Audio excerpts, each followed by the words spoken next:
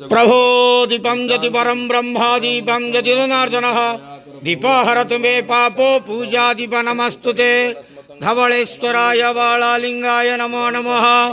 संसार सुखी रखंतु।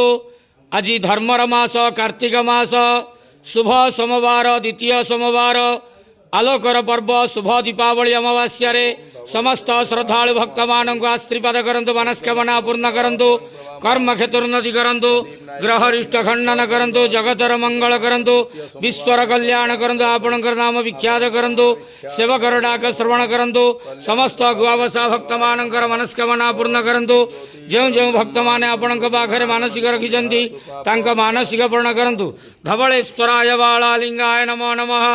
संसार सुखी रखंत आनंद गवार हरि बोलो। आज कार्तिक मासर द्वितीय सोमवार आलोकर पर्व शुभ दीपावली अमावास्या समस्त श्रद्धालु भक्त मान आशीर्वाद करंतु आनंद गवार हरि बोलो।